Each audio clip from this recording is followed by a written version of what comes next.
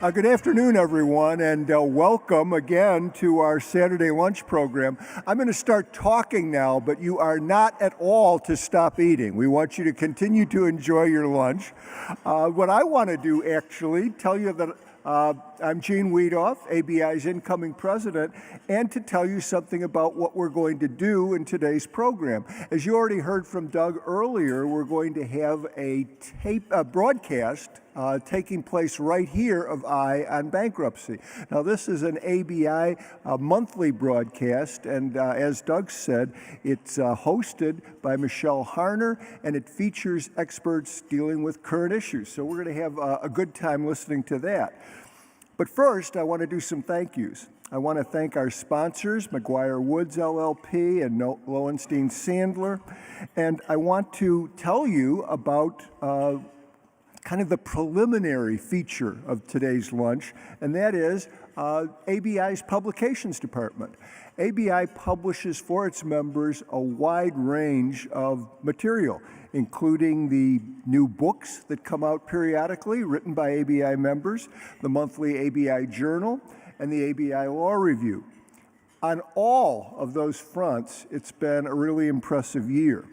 What I want to talk to you about first is the results of our 9th annual writing competition for law students. We've had nearly 20 entries this year from students around the country, and we have to thank the judges who have presided over the competition. They include Ira Herman, Vince Lazar, Judge Kevin Carey, and our ABI resident scholar, Professor Drew Dawson. We also want to thank the firms that have sponsored our prizes. First prize sponsored by Blank Rome LLP, second prize by Jenner and Block, and third prize by Wolcott Rivers Gates. The top article now, the first prize winner, was chosen not only for the excellence of its writing, but also for the cleverness of its title. This article is titled, "Caught in a Vicious Circle." The article was written by Jacques L. Chaeb of the University of North Carolina School of Law, and in addition to receiving the cash prize of $2,000, Jacques will see his article published in the June issue of the ABI Journal. The title of the second prize-winning article is also a clever one. It deals with a decision of the Seventh Circuit, FTI Consulting, and its narrow interpretation of the safe harbor of Section 546E. Its title is whether this decision was a step too far in the right direction. In any event, it was written by William Deal from the Georgia State University College of Law, and in addition to the cash prize of $1,250, Bill's article will be published in a committee newsletter. Third prize went to an article entitled "The Diocesan Dilemma: How an Asset Dispute in a Diocesan Bankruptcy Created a Crucial Question in Modern Bankruptcy Law." This was written by Trevor Fair from the UC Davis School of Law. He's receiving the $750 prize, and his article will also be published in a committee newsletter. Now, that's pretty much it for me on publishing, but next we have a set of publishing awards, and they'll be presented by our Vice President for Publications, Alan Beckett. Yes, indeed. Thank you. Good afternoon. It's been a noteworthy 12 months for ABI Publishing. Our new online bookstore launched in January at store.abi.org. The browsing and shopping experience has been greatly enhanced. Please check it out. You can also find the latest titles to order or download a digital copy. You can now also order ABI apparel that you see the staff wearing and other must-have ABI gear. The newest books found in our new publications catalog are available here at the on-site bookstore, which is over by the escalator. Please stop by to browse and take advantage of the conference sales, which are ending later today. The newest title just released here at the conference is Admitting Expert Valuation Evidence Before the U.S. Bankruptcy Courts by Jack Williams, Susan Seabury, and retired Judge Sam Bernstein. Today, we're pleased to present awards to authors of recent titles who are here with us. These books cover an amazing range of issues in both commercial and consumer bankruptcy and demonstrate the breadth and depth of our publishing reach. Please come forward to the side table to see Jim Carmen, our Staff Director of Communications, when called. For representing the Creditors Committee, contributors Leah Eisenberg and Sharon Levine.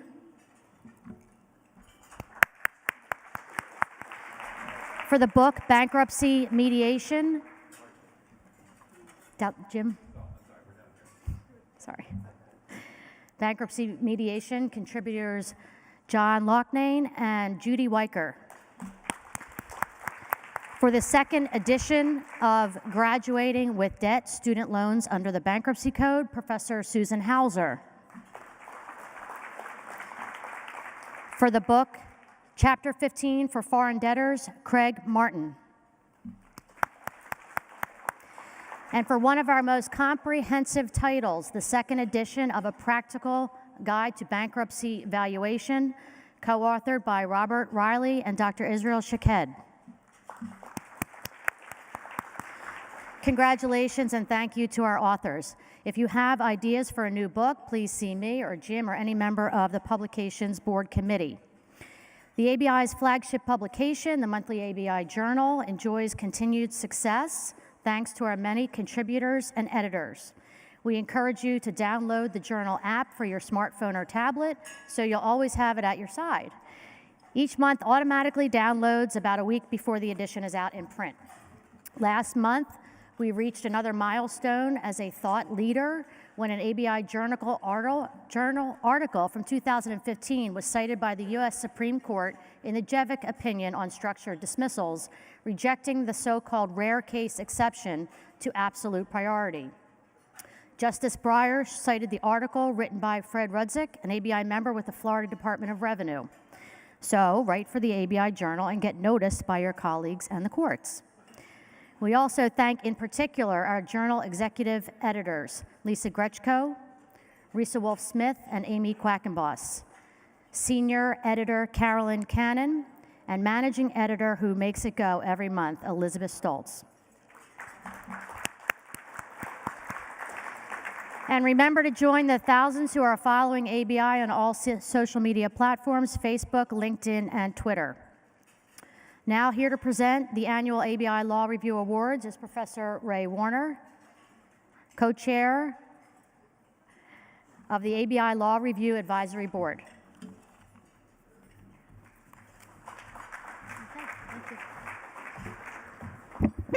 Thank you, Alan.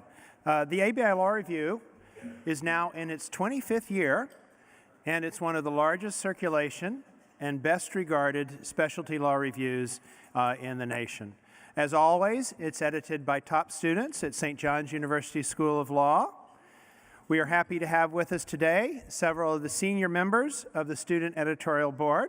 They are sitting over here, and they are Michaela Manley, who's the outgoing editor-in-chief, Nicholas Berg, who's the outgoing managing editor, Dean Katsianis, who's our incoming editor-in-chief, and I'll know how to pronounce his name by the end of next year, Sumaya Restagno, who's our incoming managing editor, and Nicholas Marcello, who's our incoming associate managing editor.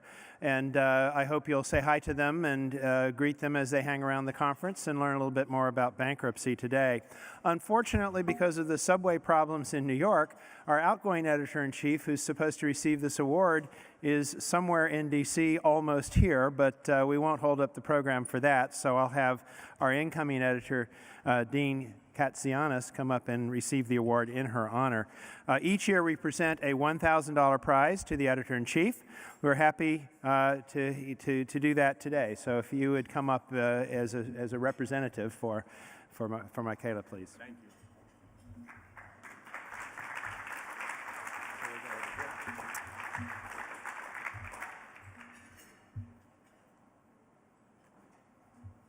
Thank you. Oh, we need to. We'll either take a fake picture later or we'll do some photoshopping. Michaela will be surprised to see the suit she's wearing, but nonetheless, We can proceed. Like the ABI Journal, the Law Review has also some noteworthy citations this year. In January, the U.S. Court of Appeals for the Second Circuit cited a forthcoming article in the important Marblegate opinion. The article by Howard Hal Huber from the Sherman and Sterling firm analyzed the Trust Indenture Act, which was essential to the majority's opinion in that case. Today, we also present the 6th annual Judge Wes Steen Prize. The prize is awarded by the members of the ABI's Law Review Advisory Board, who selected the top article published in 2016. The prize includes a check for $5,000, and the winner is Professor Gary Nussstatler of the Santa Clara University School of Law. Professor, oh, yeah, great. Please come forward.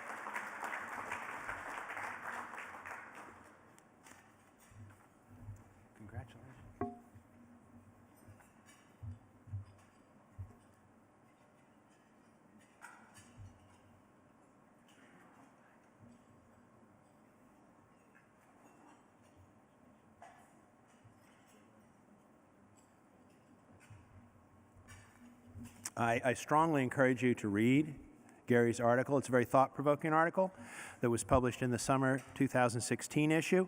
What he did was an empirical study of adversary proceedings filed by one plaintiff, lender, against more than 200 consumer debtors, brought before 47 different bankruptcy judges over a 2-year period. So he had a really great natural experiment about how justice may vary a little bit depending on where you go and what goes on. So it's a very interesting set of results, and I would encourage you to read it. So now it's time for the Eye on Bankruptcy. Thank you very much.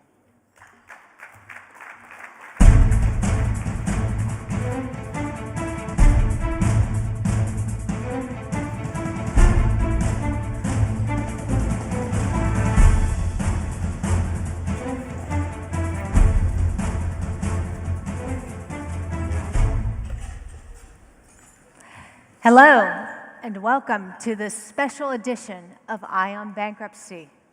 I'm Michelle Harner, a professor of law at the University of Maryland Francis King Carey School of Law, and your host. Eye on Bankruptcy is a monthly show produced by the American Bankruptcy Institute. The show airs on the last Thursday of every month at 1 p.m. Eastern Time. It typically features a leading practitioner and a judge discussing recent cases in the bankruptcy, restructuring, and commercial law fields. You also can earn up to an hour of credit for watching the show live, so I encourage you to tune in when this show airs on April 27th at 1 p.m. The show's website, eyeonbankruptcy.com, contains an archive of over 20 past episodes, which you can stream live at your convenience. Today's show is special because we're deviating a little bit from our typical format. We're not going to be discussing recent cases, but we are going to be discussing 3 industry sectors that have been particularly active in the bankruptcy and restructuring space. I like to think of it as energy, retail, and healthcare, oh my. To help me think through the issues that these sectors are experiencing in the current environment, I have 2 extremely experienced and well-known guests with me today. To my immediate right is Jason Bruckner. Jason is a partner at the law firm of Gray, Reed, and McGraw in Dallas. He has extensive experience representing companies, creditors, committees, dip lenders, just about every constituency that's involved in a Chapter 11 case. Jason's been especially busy in the oil and gas industry as it's been undergoing quite a bit of restructuring and bankruptcy in the last couple of years, and he's going to help us think through some of those issues. Next to Jason is Perry Mandarino. I know Perry well, we go way back. Perry is a managing director and head of corporate restructuring at B. Riley & Company in New York. He has been practicing for over 25 years, working as a financial advisor and CRO, and I think, gosh, at least over 300 cases, both in and outside of Chapter 11. Outside of Chapter 11, he works on the operational turnaround, and inside the Chapter 11, he works both on the restructuring and serves as an expert witness quite a bit as well. Welcome to you both. Thank you. Thank you. Before we jump in, I want to set the landscape just a little bit for the audience. So since 2015, there have been over 115 oil and gas cases. In just 2016 alone, 24 of those companies were public companies, and they had over $47 billion of debt. Not to be outdone, here comes retail. Retail in 2017 has seen at least 9 bankruptcies already. I think that's almost as many as all of 2016. And when you think about some of the announcements we've heard, Penny's, Radio Shack, Macy's, Sears, each have announced closures of over 100 stores. And Radio Shack, of course, filed its Chapter 22. Wet Seal and American Apparel filed Chapter 22s as well. And when we think about the human component of that trend, I read a recent statistic that said since October of 2016, 89,000 people in the retail industry have been laid off. Another industry not far behind is healthcare. Again, 9 healthcare bankruptcies in 2017 so far, and folks, we're not that far in. It's only mid-April.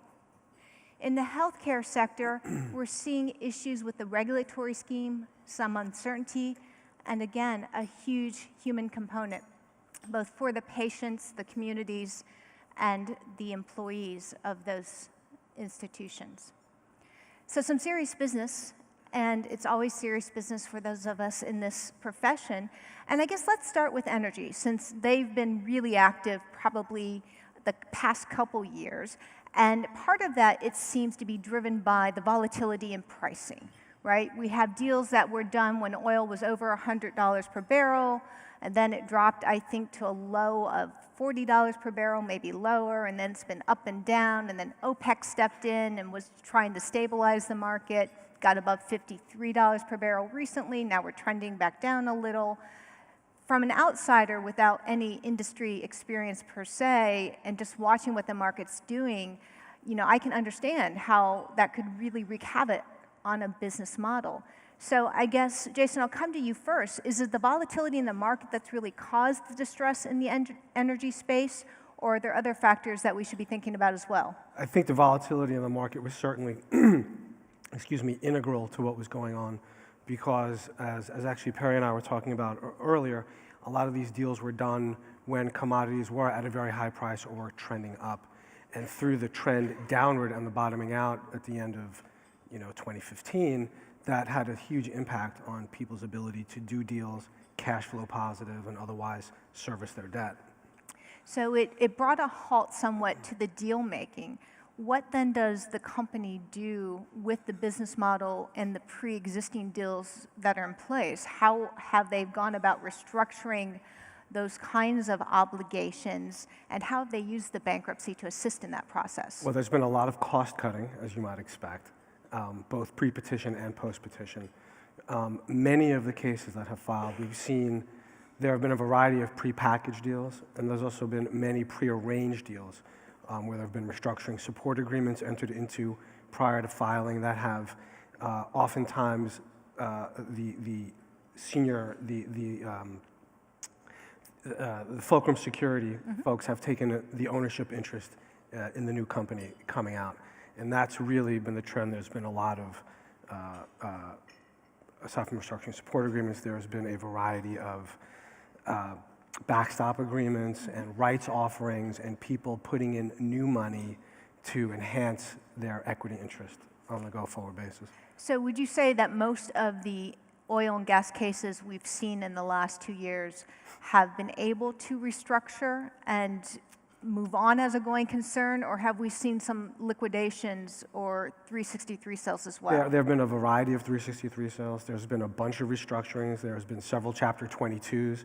Vinoco just filed again. Hercules Offshore filed for a Chapter 22.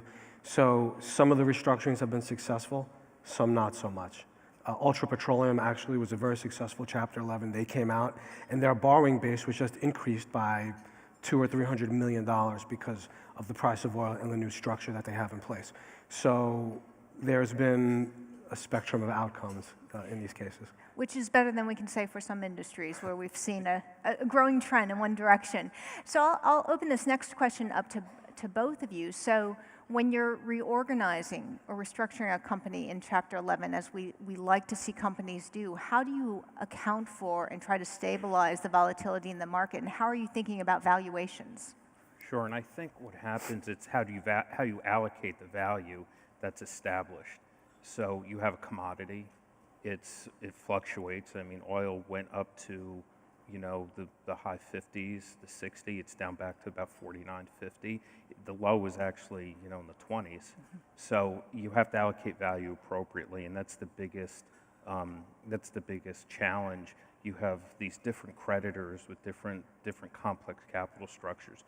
Who is the fulcrum?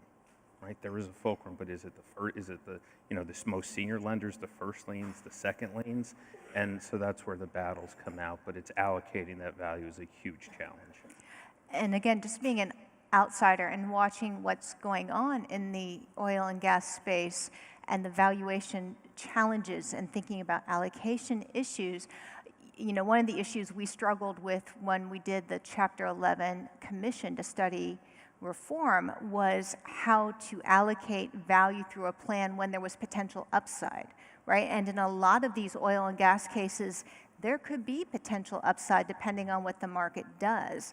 Have you seen any of the cases trying to deal with that, or is that really where the tension lies in trying to get to that confirmation? It's really a source of the tension, because as valuation, you have to pick a date. So it's the date of confirmation, or whatever the date is. That's the valuation as of that time, and your valuation metric should have assumptions for how that growth will be. It's high risk, because what happens if OPEC decides to just flood the market again, right? It's high risk. And to that end, there's been a trend in energy cases lately where you've been seeing either official or ad hoc equity committees that have been very active in both the Southern District and in Delaware and in New York. And so the equity holders have been driving, of course, higher valuations based on higher strip prices coming out, you know, a year, 2 years, 5 years, what have you, to try to recapture some of that for old equity instead of seeing it evaporate the way you might normally see it evaporate in a Chapter 11 case. And that's certainly a unique feature, right? Seeing an equity committee in most any case is rare, but I think you're right. I think we're seeing an uptick of the equity committees in this space.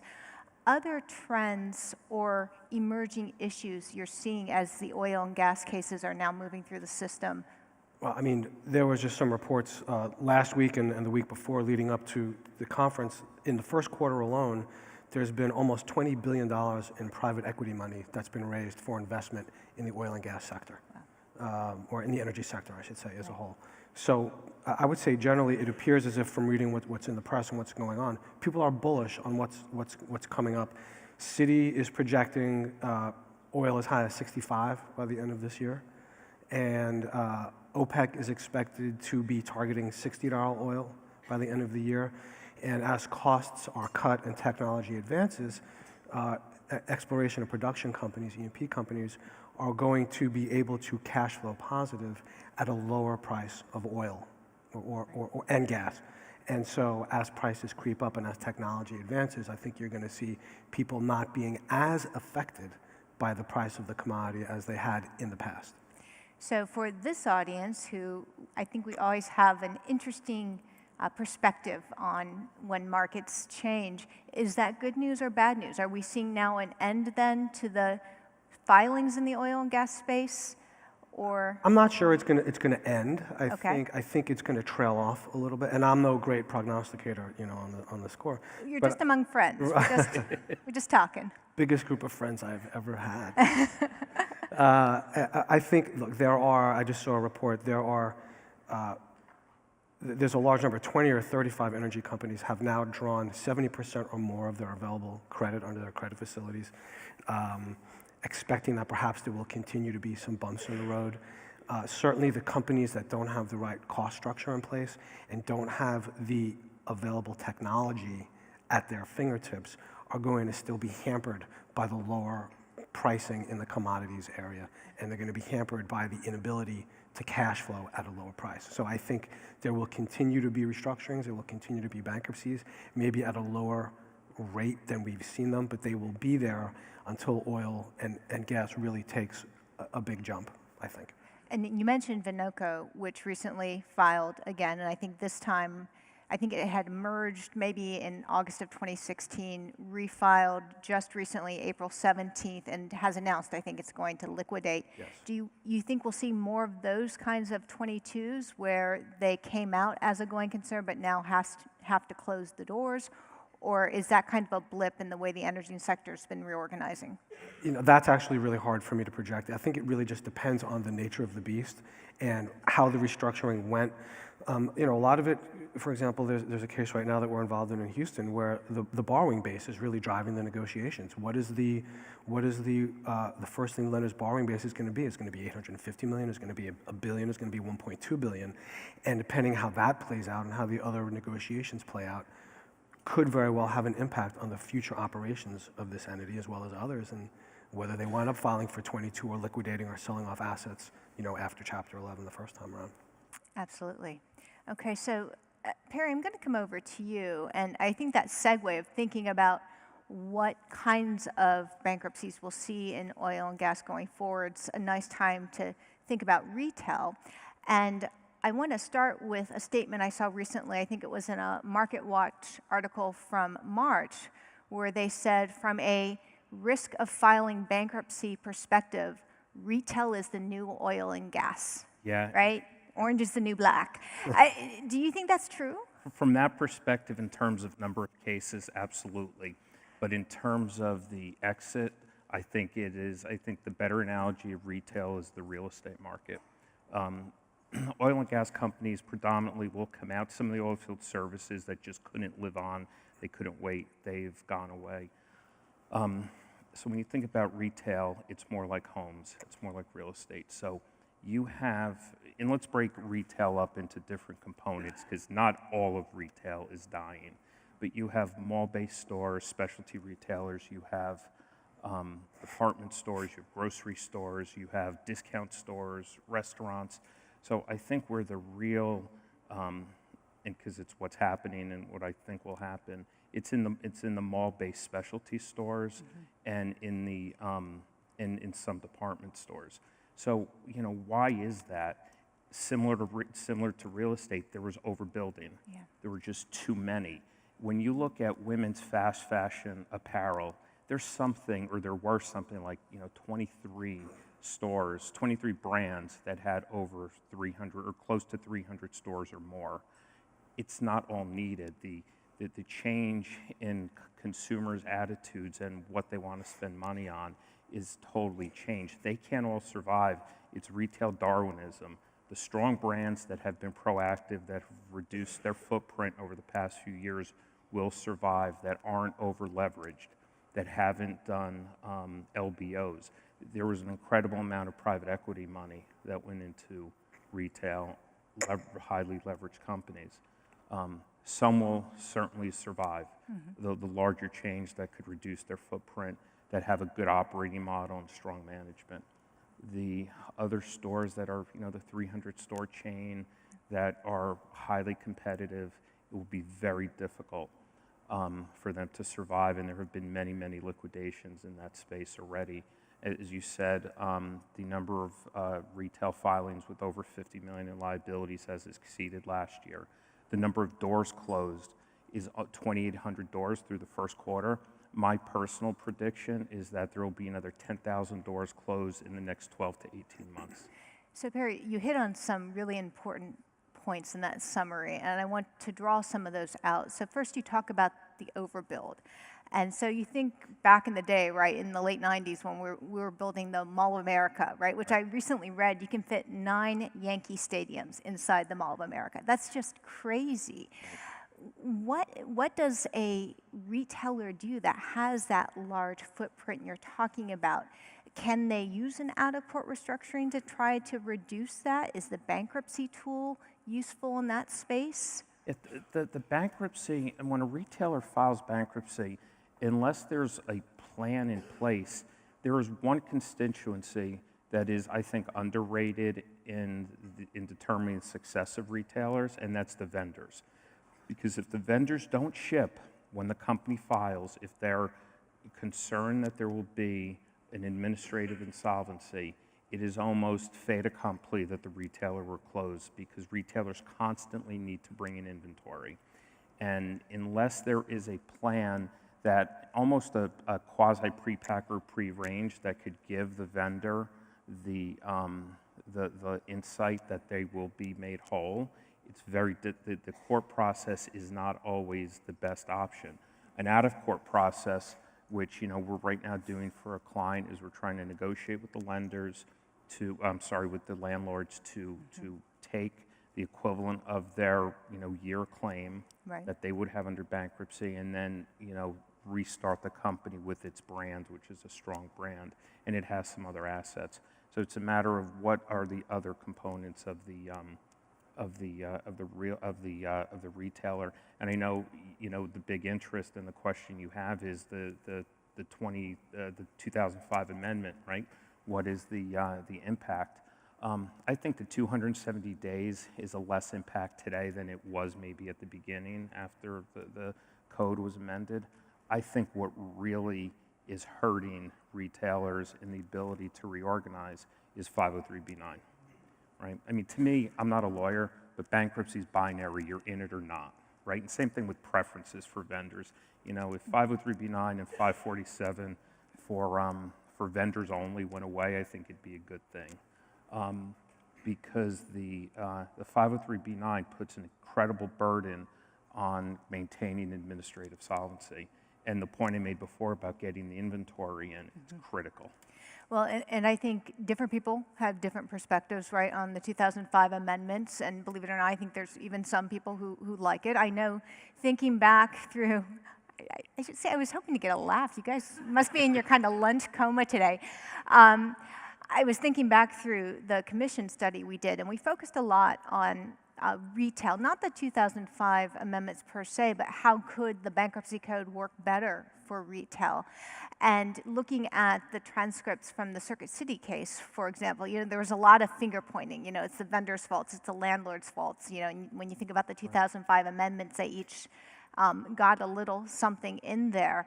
But it really does, to your point about trying to negotiate the consensual restructuring out of court, come to the fact that there's a number of moving pieces in the retail space. The code's probably not working well for several of those, which is forcing the retailers to look to that out-of-court restructuring.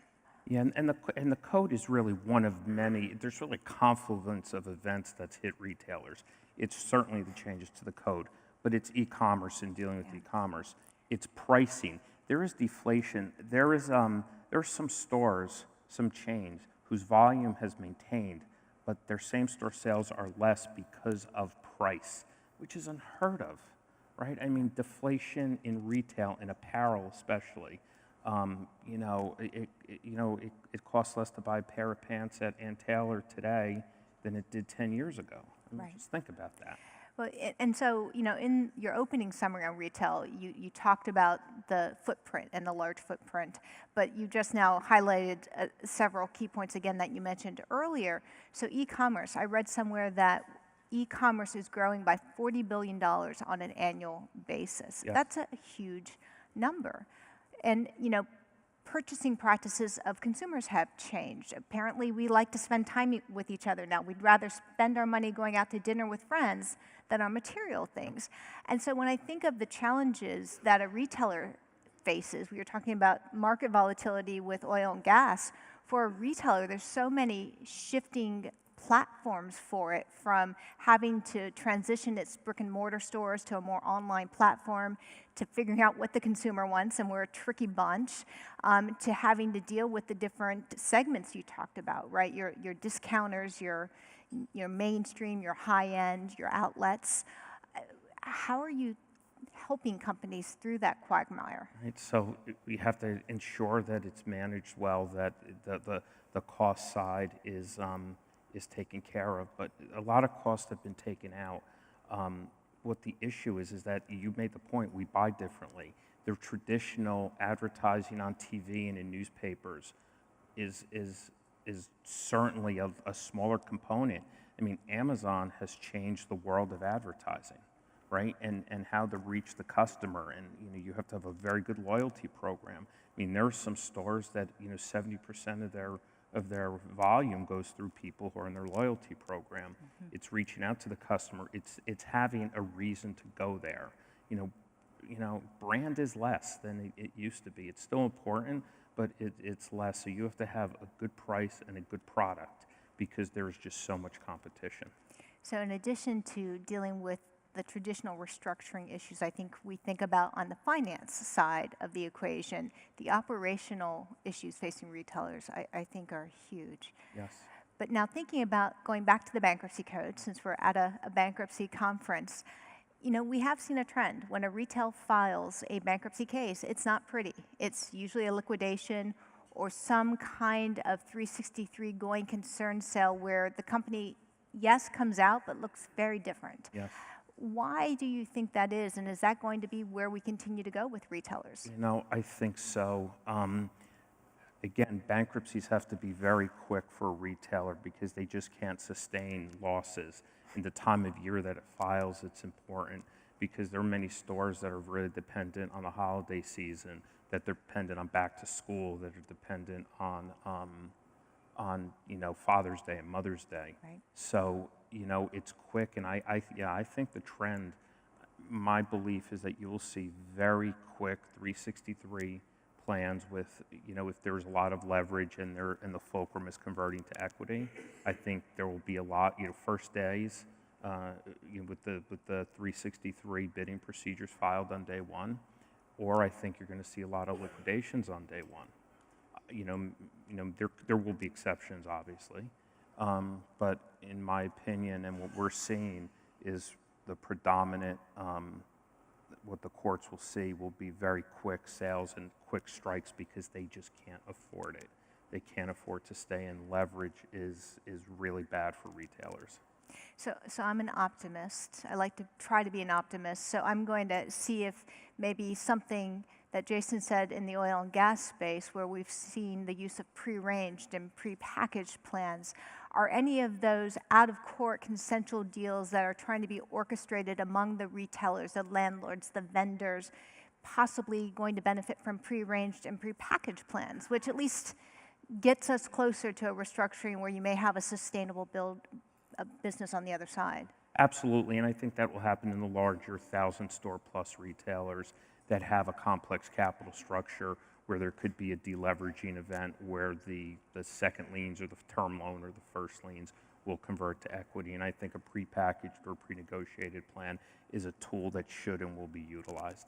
Okay, so we have maybe some leveling off in oil and gas, but still business. We have an uptick in retail bankruptcies, but perhaps not reorganizations, but we can hope, right? So I'll be the optimist and I'll hold out hope that we can actually reorganize these companies leaner and meaner and stronger. Let's go to our last segment, and that's healthcare. And healthcare is tricky, right? Because some of them can be Chapter 9 cases. You have the overlay of federal and state regulation on the healthcare industry. And so maybe in the little bit of time we have left, thoughts on issues the healthcare providers are facing when they're distressed and whether the bankruptcy tool is working for them. And I think in healthcare, the main, so healthcare is a lot of different components, but when you look at distress, I think it's probably in two. That's providers, hospitals, and medical device companies. Some pharma as well. There's, again, a confluence of events that happens. You have the Affordable Care Act, which everyone now has gotten used to. Will that change to some other type of regulation? A lot of hospitals have already done the cost cutting, and so it's a top-line problem, similar to retailers, right? It's a top-line problem. So what else is happening is that certain states are being very proactive. The big health insurance companies in certain states are being proactive. So, for example, in New Jersey, where I live, the Horizon Blue Cross, the largest insurer in the state, has basically put hospitals into tier 1, 2, and 3. And the reimbursement rates are different among those different tiers.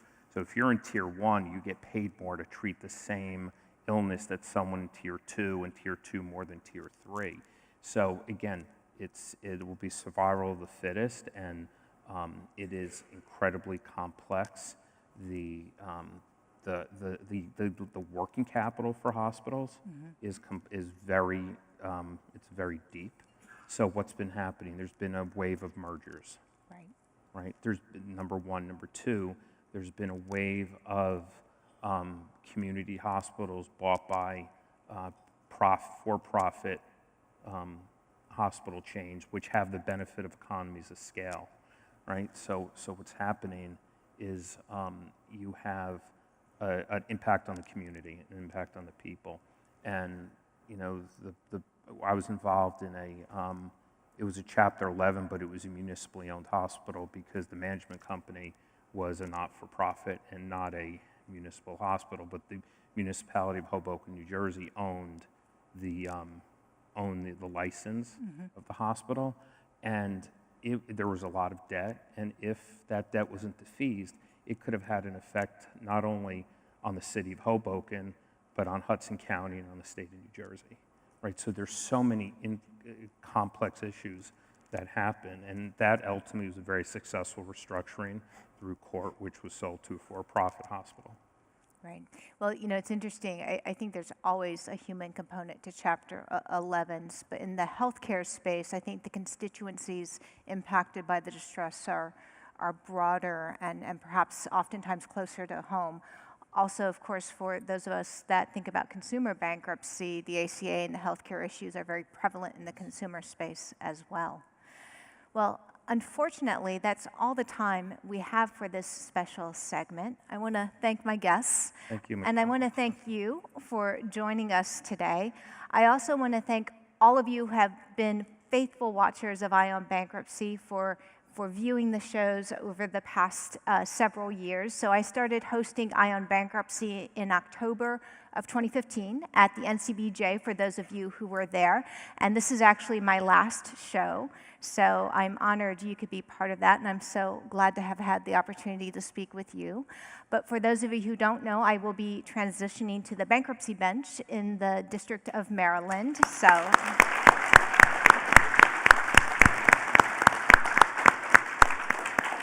I'm very honored and excited about this opportunity to serve in this new capacity.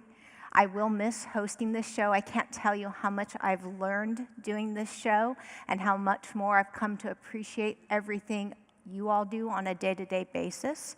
But now I will become an observer, a loyal viewer of the show as well, because Ion Bankruptcy will continue every month, the last Thursday, 1 p.m. Eastern. Watch this last show next Thursday, 1 p.m. on April 27th. And stay tuned to the ABI, who will have a very special announcement about the next host of Ion Bankruptcy. It's in place, and it's going to be terrific. So I can't wait to see it, and I hope you will watch it as well. Thank you. And then Sam told me to remind you, next session, 2:15. Be there.